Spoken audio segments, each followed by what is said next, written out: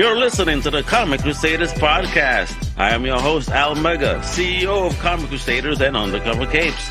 In this show, I'm sitting down with creators from all walks of life to talk about inspiration, process, the lessons they've learned, and a whole lot more.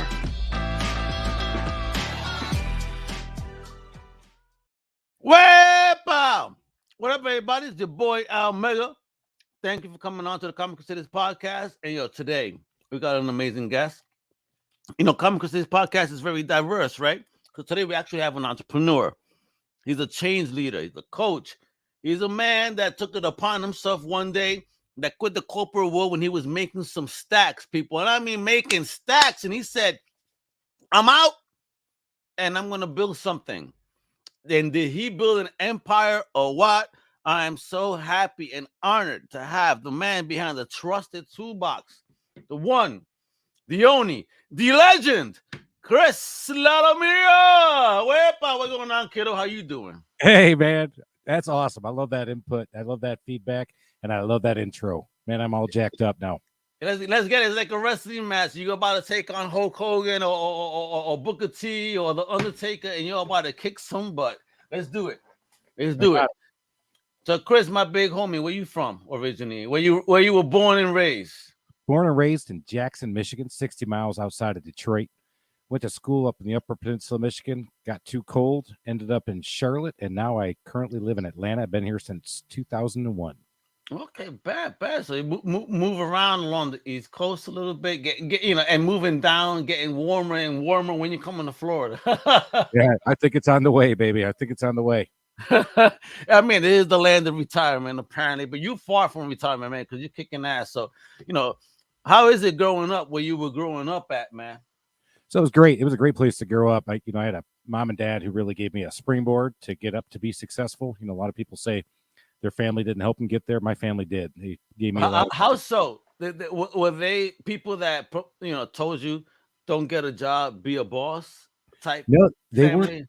Yeah, they were always supportive of everything. My mother always said, "You can do anything you put your mind to, Christopher. I love it. Do it," and gave me that optimism that I have today. My dad is an engineer. My mother was a nurse. They both worked, but just they took care of business and put me through school, put my brother through school. And God bless the Papa and Mama Lalomia, man, for real. Yeah, they did good. They did really good. Yeah, very proud of that upbringing. So great place to grow up, gave me a lot of my fundamentals and made me a lot of who I am today, and then gave me that chance to go out there and slay the world. Was your family, entrepreneurs themselves, your parents? My parents were both not entrepreneurs. My grandparents. Okay, check that out. So okay. My dad is 100% Sicilian. I got two Sicilian immigrant grandparents.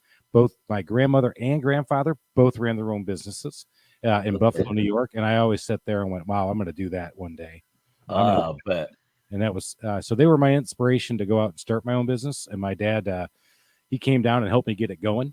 He was still in Michigan and I was here in Atlanta when I started. So he came down and was doing all those things that he had stayed in corporate America all his life. And he came down and said, man, Chris, I love that you're chasing your dream. Let's go do it.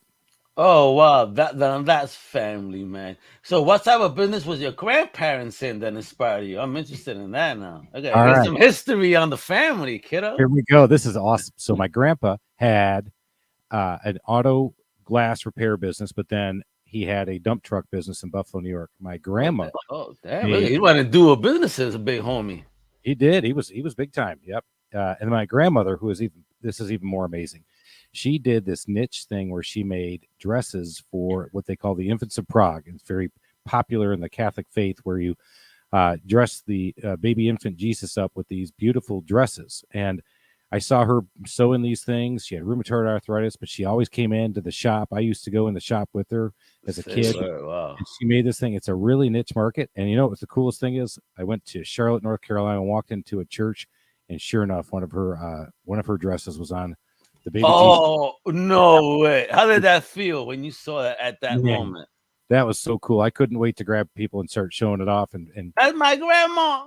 Yeah, cool, man. It was super cool. So they made it happen. They lived the American dream and started their own business. And I said, I'm going to do that one day too. But it took me a little while to get there. I was a late bloomer. Oh, wow. A late bloomer. So when you say late bloomer, how late we talking? So I started my business when I was 37. I had done the Oh corporate. wow! Wait a minute! Wait! Whoa! That's crazy! Wow, 37. You went ahead and just dropped everything in life, I like. dropped it all. I dropped that job that everybody covets. I had that All corner. right, talk to office. me. Talk Yeah, to me. Yeah, I heard you had that corner office. I heard you had the ill view, man. You were the boss. I mean, that check was lovely. Again, making them racks. I I was. mean, talk I about you stepping into that and what made you step out. the big thing that made me step out was I just didn't feel like I was fulfilled and doing everything I wanted to do with my life, and I didn't want to sit there at 55 or 60 and say, you know what, I had a good run in corporate America working for the man. I wanted to be the man, and Mm. I was making it, and I came to my wife and said, that's it. I'm going to start my own business. She said, you better figure something out that's going to be really Oh, good. really? Wait, was that really the response? Did she look at you like you were nuts? She looked at me like I was nuts. Oh, She of knew I, course. That's yeah. a good. That's a good wife. Look at. Are you crazy? Oh yeah, man. Oh, I got all of it. Yeah, like I said, I had that office, and I had the job, Wow. I had the car, I had the lifestyle, You were country. living it. You were I was living it. I was living everything everybody would say, hey man, you made it. You're Like successful. what are you complaining about, Yep. right? So then I go and came up with this idea. I looked at a lot of different ideas, but I said, oh, you know what? I'm going to start a handyman and remodeling business because that's what I did Ooh, anyway, was work on houses for fun. So I for start, fun. How did you yeah, get into that for fun? Check you out. A man right. of many skills, folks. Look at this homie. Yeah, Don't be so humble. So how you get into that for fun and then really made it a passion? so I made it a passion. I put together a business plan. I actually did a lot of work. I brought the white collar experience that I had from corporate America and said, I can do this in a blue collar space, and I can think I can do it better than other people. And so I had this business plan, and I worked with a lot of mentors and got some good feedback. And I said, all right, here I go. And I left in April of 2008. And if you remember what that was the beginning of the big recession. Are you telling me, man, this is when I had to change everything that I had planned for Comic Crusaders? I was about to be a retail store, but then that economy hit me hard too, brother. But then I reworked it. So because my wife, again, look, wives, right? My wife Right. said, do a media outlet then, do it different. I'm like, all right, mama, I'll try. And look, God bless her soul. I love it. I wasn't as fortunate. So I jumped out, got into it, and then watched the whole real estate economy go down. And I Oof. figured I can weather this and I'll do this. And Okay, I want to know the wifey. What did she think? Because here you are stepping out, you went into this, and then boom, this wham. happened. But how did she So, feel? How did she approach you? when you start your own business, they talk about there's two relationships that change significantly. The first one is your relationship with money. And all of a sudden I wasn't making any, I was just spending it. So my relationship with money got real personal. The second one is your family. And 13 years now, it'll be my 14th year in April. I would tell you at least twice we had to have those conversations where she said, don't you think it's time to shut it down and get back to corporate America and make all those big money? And I said, no, I'm going to keep. She goes, all right, that's it. All right. And then again, you sure? I'm like, I can do this. And now she's like, okay, I see what you're doing. You got it. But like they say, you're right. You're an overnight success. It just took me 13 years. Yeah, no, that's what I love, right? When people say those words, overnight success. My ass, maybe you just heard of me now, but please look back on the journey because it's been a long time. 13 years, my brother. God bless you for sticking through, and even your lady being able to say, yeah, hubby, you got this. I believe in you. Wow, that's amazing, bro. Yeah. So now it's doing everything I want it to do. I've got 25 employees. I really love my business. Yeah, man. We're So cranking let's here. talk about that, my brother. Let's talk about it. Because here you are. You gave up everything. Again, you're making racks. You live in this high life. You step into this business. What is the business? Like, bottom line, explain to people over here that don't know.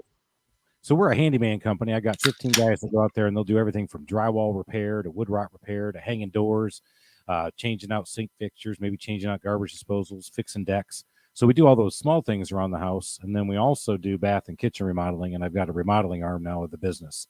Nice. So go out there and make people's houses and take care of their number one assets for a lot of people. Beautiful. And what was it then, man? How do you feel? To step into this entrepreneurial journey again after being, if you will, a slave to the corporate system. Even though you were making that bank, I mean, but you were still a slave to what they wanted, right? You were You were a subject, if you will, and like at their will. I'm paying you the money. This is what you need to do. How how is that freedom compare now? Yeah. So yeah, like I said, those first 2 years, I sure missed those checks, but I didn't miss the BS that came with those checks. Wait a minute. You said it was a 2-year journey before you actually started kind of replacing the income you missed. Exactly right. Wow, 2 years, bro. So That must have been some penny pinching like a mo. I was penny pinching like a mo for the year and a half before then. The 2 years after that, we really ratcheted down the lifestyle. Didn't take money at all. Really, it was just kind of. How important is that penny pinching though for for entrepreneurs? How important? And shout out to Blind Adam. He's like, you're inspiring him right now. Oh, that's awesome. Yeah, I appreciate that, Blind Adam. I would tell you the biggest thing we all like to hear it in social media. Hey, man, I did this with $200. I did this with my credit cards, and I was able to bootstrap and get it going. But all the people I surround myself with today that are other business owners, that ain't true, man. I had to save a lot of money. I had a big bonus that came, so I used my bonus. I used my savings. Ooh. I even told my wife I was going to go get our retirement money if it wasn't going to work out, and she said, "That's a big no-go there, big boy. You're going to get a spanking." Yeah. So I got all the way to the end. I was down to just the last couple bucks, and then things really started to turn after about 2.5 years, and we started to ramp it back up and get moving. And I've had a good run since then. But you definitely got to have that money, and you've got to have that discipline to know that you can't just go out there, especially in contracting world, right? What are key discipline points that you could talk about? Because again, you're talking about the trusted toolbox. I mean, what are those tools that you need in order to discipline yourself, if you will, in order to create something successful? Yeah, you got to stay after it each and every day. You can't even let a day go by when you're watching your finances. But for me, one of the big things, because, contractors, what we love to do is we love to get those big old boats. We like to get those big old trucks. We like to go off. We're the man and making things happen. But I was buying trucks off auction. There were no boats in my future. And I was doing everything, kind of keeping the cost down as low as possible. I subleased from a guy for an office for a number of years to keep those costs down, and ran as lean and mean as I could. And today, I've got a 5,000 square foot office we work out of with people. And yeah, I finally bought I got my first new pickup a year and a half ago. Hey, God bless. Check you out. Did you get that baby at 0 miles you're talking about? I did. Never had one before that. How about that? Congratulations, Chris. I mean, again, that's your journey, right? I mean, you've been in this game for a minute, building something. So when you started building this bad boy, how did you start even building that team of yours? What were the key things you were looking for to build a team?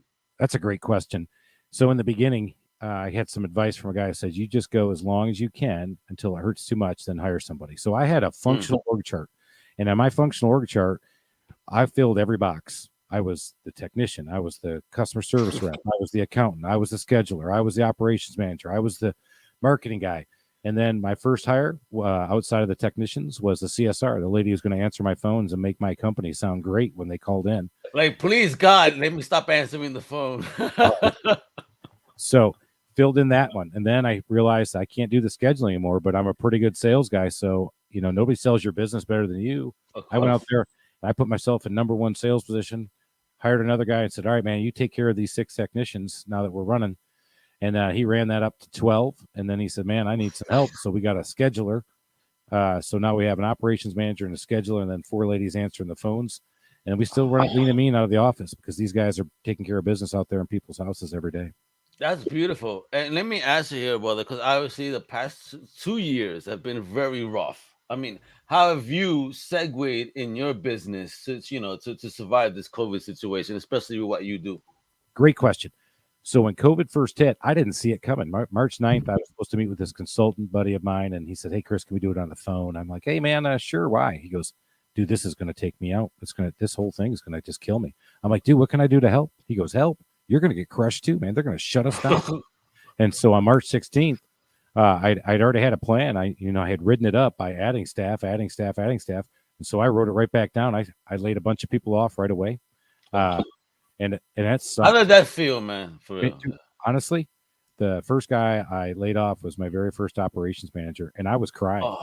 I'm talking, and he's the one telling me, "Hey, Chris, it's all right. It's okay. You were like Norm Peterson when he started firing people. I That was today's Norm episode. Peterson. That's right. I love that. That's exactly who I was, brother. I'm sitting there bawling my eyes out. I'm like, I don't want to do this. He goes, you got to do this if you want to survive, because I want to see you survive and I want to come back. And here in Georgia, our governor did a great thing and said, hey, far be it for me to say, you guys can't work. As long as you do it safely, everybody can work. And we kept doing handyman work, but the phone started ringing after 2 months. So Memorial Day in 2020, the phone started to pick back up. And dude, we haven't looked back. Now I don't have enough guys. I mean, we're cranking. People are You're hiring. Hey, what's the website? For people to submit their resumes. Yeah, submit that resume at thetrustedtoolbox.com. Come work with us, baby. You're gonna love it. I got 15 guys now. 9 of them have been with me longer than 2 years, which is pretty unheard of because these guys are usually able to get their own jobs, but they like working here because we do cool work and we do it professionally, and we got some great customers we work with. So when they get the Toolbox Nation and go nationwide, what's going on here, Chris? Do you have like bigger plans here? I want to know, because I see how you're passionate about this, but I can also see the service being so much bigger, especially for I come from a technology background, so I use certain tools, right? So I see like these tools being applied to you for this type of service industry, Yeah, absolutely. So you asked a great question because we just got done doing strategic planning with I took my office team and we went off site on Saturday just a week ago and said, all right, here's what we're going to do. So we're going to open up a new branch in a city in a suburb outside of Atlanta where the university is. So we're going to open that up this month. Well, actually, in the next 3 months, we'll open it up. Then I took another idea that we got called the Home Service Institute, where we do training on home service technicians so we can train them on customer service. So we got that going.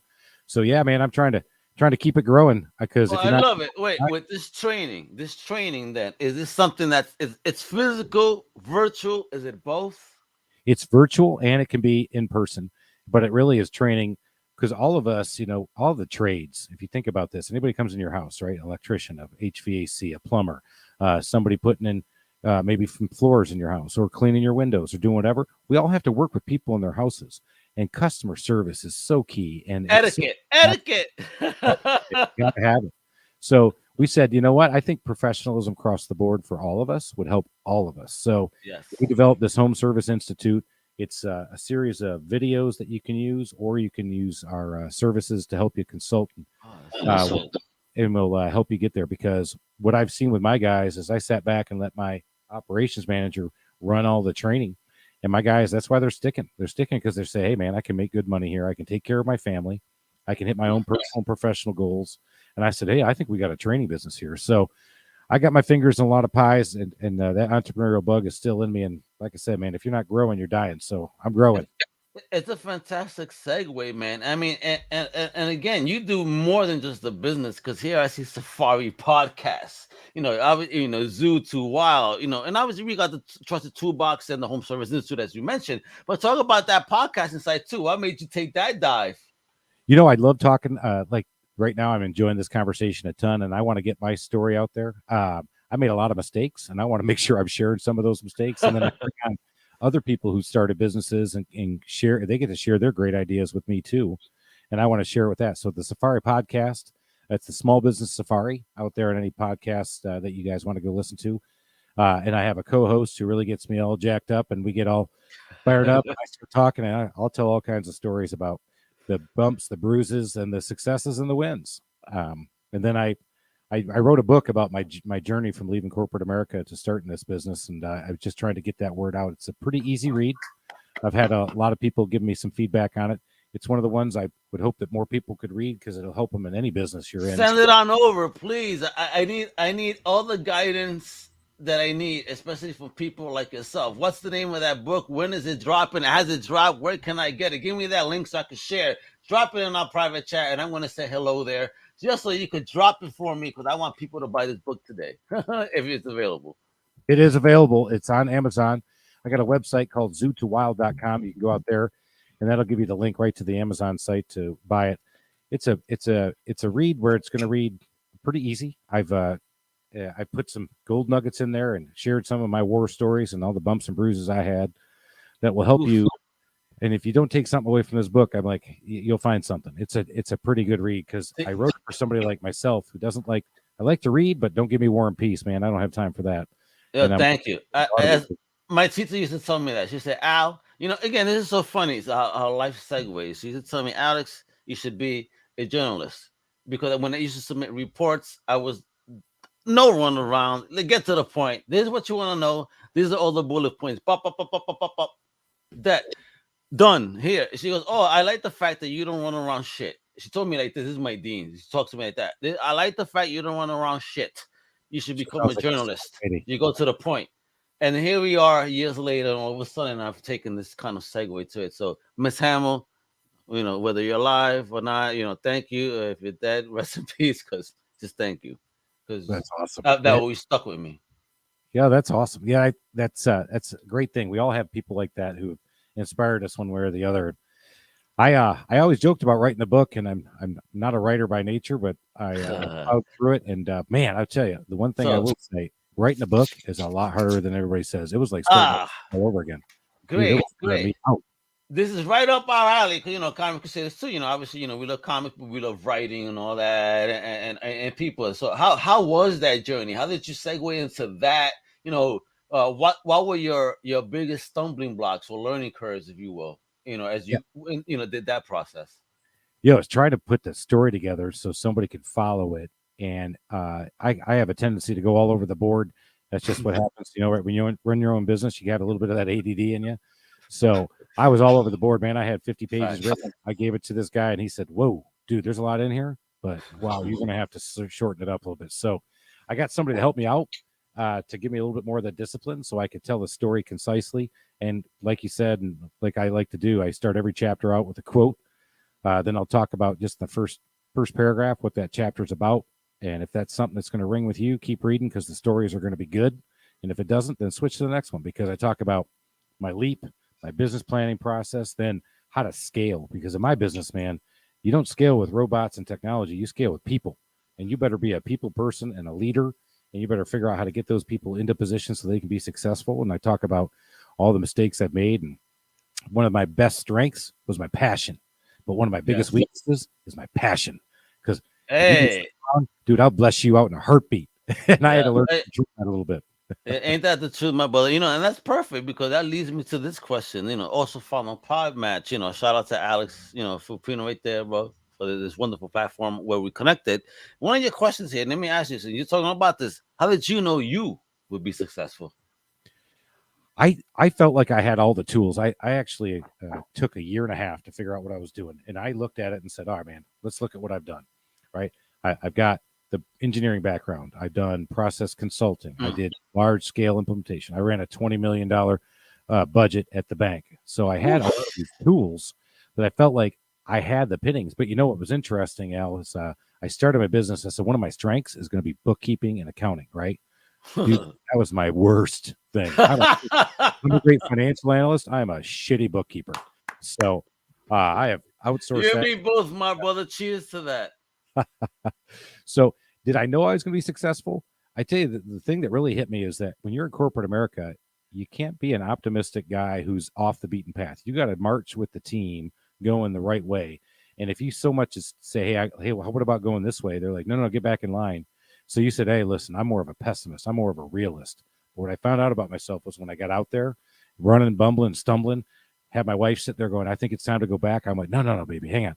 Hey, I got this. I realized I'm optimistic, man. And that's a great trait to have. Be optimistic. And having that passion and that optimism. And you got to have that passion, because that's going to get you through that 3:30 at night when you're sitting on the couch going, what the hell did I just do? Oh, yeah. Oh, yo, brother, that is the truth. As a fellow entrepreneur, somebody, building a platform, I go through those moments where, I feel weak. I have that other voice in my head in the middle of the night. It wakes me up literally in the middle of the night. I'm like thinking about this. I'm like, why am I thinking about this? I'm doing okay. And then I have to shut that voice down. So you, as an entrepreneur, as a person that's been in the business, and you have other voices always asking you, is it, you sure? How do you, as a person, drown out those voices and really just stay focused on the mission? Well, that's hard, because I know the studies out there say that we have more negative voices in our head than positive. Yes, and we yet do. it's hard to put those things away. But I would say one of the things that somebody taught me was that as an entrepreneur, what you do every day is solve problems. And if you like solving problems, Chris, that's what you got to do. So what I do is I get myself around that and say, all right, let's just solve this problem. Let's get through this problem and then get to the next one, get to the next Love one, it. and then see if you can't pull yourself out of those. But don't get me wrong, man. I mean, there's been some dark, lonely nights sitting there going, what in the hell have I done? Or how am I going to get myself out of this thing? Or how am I going to turn this puppy around and make this happen? Or, hey, this customer's not really happy. How am I going to make them happy? And you know what? This too shall pass, but you've got to stay in it. You got to sit there and solve that problem every day. So how did you feel when you found those aha moments to get you over those hurdles that you were dealing with? Yeah, it feels really good when you make payroll. One of the things was Woo! you're not an entrepreneur until you have to scramble around, get a check, and get it in the bank to make payroll. And I have had to do that 3 or 4 times. But the first time I did it, he was spot on, man. I had to drive 20 minutes, get this check from this lady, get over to the branch, got there 5 minutes before the branch closed, got the check in the bank, and payroll was made the next morning. But it was by the skin of my teeth. And that was one of those things where you say, how did you feel? I never felt so good about getting the check in, knowing that next morning I was going to make 1 dime, but all my guys were going to get paid. Yeah, everybody gets to pay their bills, their rent, and get some food in their belly for their families. I love it, man. I mean, that's the goal that I'm trying to accomplish for the people that work with me, right? I want everybody to eat. That's my goal. You see, I love those entrepreneurs that talk about you got to be hungry, yes, sir. But I also want to feed everybody once I gain this knowledge and make sure we could all be on this level playing field. You know what I mean? Like, let's make it happen, yo. Yeah. We could do this, bro. So, as we're getting closer, and I want to know here, brother, how did your definition of success change It over the changed a course lot. of years? Yeah. So in my corporate America days, when I was drunk and intoxicated with all that great money and that country club lifestyle and a house in the mountains and a car and putting the kids through private school, you're like, hey, man, I'm successful. But I wasn't. I wasn't my true definition of success. What makes me really excited, you said one aha moment. The thing that actually gets me welling up with pride as I'm talking about it right now is that I know I'm taking care of 25 families, not just 25 employees. And those guys are out there providing, and I would say they go out there and they get fulfilled on what they're doing each and every day because they get to see what they do as artists, whether they're working in houses or answering those phones. So my definition of success is watching my team solve a problem that I couldn't have solved on my own. And when they get to do that and they get to have that same pride, I tell you, it is worth a lot of money. It's worth a lot of personal money for sure. And Oh my God, bro. You're making me feel emotional here, bro, because that's how I feel see, you're talking as a real leader, folks, this is what a real boss person that thinks team first, that, wow, bro, you're making me almost want to cry because, that is leadership, bro. God bless, bro. I love those words from you. And I hope that your team appreciates that, because that's amazing coming from you, bro. Wow, powerful words, man. A real boss right here that really cares about, the people that they work with. It's not, say, he said team. He didn't say employees. He said team. Yep. Yeah, they're my team for sure, and that's the one that you know what, it feels really good, especially when you go into the weekend. And yeah, you get to spend more time with your own family and get to have some fun. And I'm starting to have some fun as well. I love to have fun in life, so that always feels good. But that's where I really get moving is when that team says, or I got that great review put on Google, and the team comes back and they send me a picture like, "Hey man, look at this bathroom." You're like, "Wow, that's amazing." Hey, And you got even got ballistic comments. Great information and motivation. Cause you see what I was telling you about, Chris, man. We're all on an entrepreneurial journey. When we hear stories like yours, man, even we in the comic book community get enthused because you have a story. You got something going on that could only inspire us too.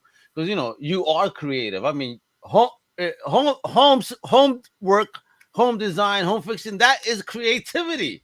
I mean, I could probably hire you. Can you make my garage look like a comic book garage? You could do it. that into the El Mega Empire, baby. Not just we're thinking big empire. I love it. I love it. But okay, so you're doing, like you said, the satellite office. Do you really have bigger plans to go outside of Georgia and do something more like outside of the states, more on a national basis? I don't know if I'll do that. Actually, I'm going to prove out the concept that I can run a remote Okay. location. Right now, what's going on in the home services space? A lot of private equity, a lot of consolidation is going on. So I might entertain offers 4 or 5 years from now of, hey, Ooh. we might see if we can't take this thing nationally. But right now, with what we're doing with the Home Service Institute and getting the word out, podcast and the training and the Trusted Toolbox, that's where I want to be working for the next 10 years. Because you're right, I'm not retiring anytime soon. You shouldn't, man. You got great energy, bro. You're a good person, bro. You're educating. You're giving people opportunity.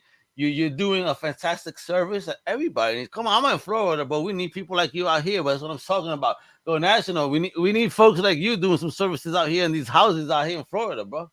I love that. I want to do it, but right now I want to get through this step, and then I know. Let me not egg you on that much, right? Because wife is gonna beg. Who told you to do that? You're gonna be out mega, then I'm gonna get some hate mail. How dare you tell my husband? Not yet. He's finally making money. What are you doing? Nah, you're an amazing guest, brother. So the book is available. We could get it. You said a zoo2wild.com, right?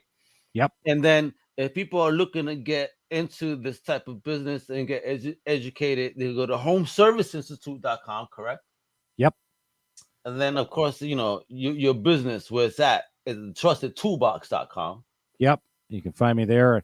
You can find me on LinkedIn. I'm on Facebook, and I'm also on Instagram. Awesome. And then, of course, if they want to tune in and chat about the business in that world, all they got to do is visit safaripodcast.com. Oh, yeah. Yeah, all kinds of ways to get a hold of me. Email's always great.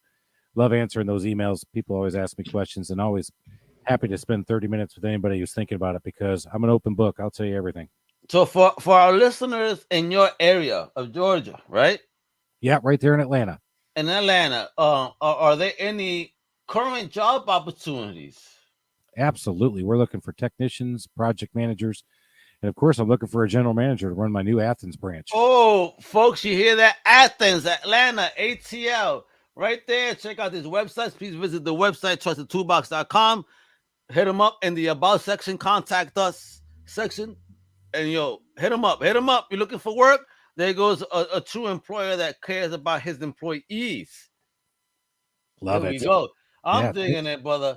Thank you so much, brother. So let me just say thank you. Thank you for, I always say to give people their flowers. You're not just creative, you're an entrepreneur. So thank you for taking that onto yourself to want to help people, build your brand, but also provide opportunity for others. So thank you for being so bold and brave and taking those steps, Chris.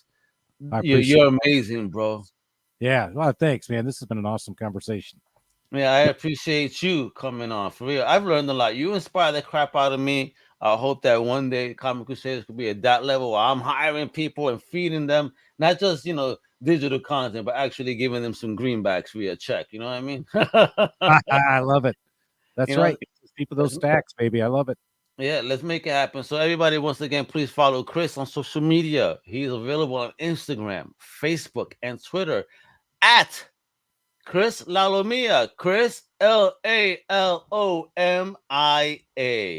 And of course, please visit all those amazing websites I've mentioned, whether it's safaripodcast.com, the homeserviceinstitute.com, zoo2wild.com, and the trustedtoolbox.com.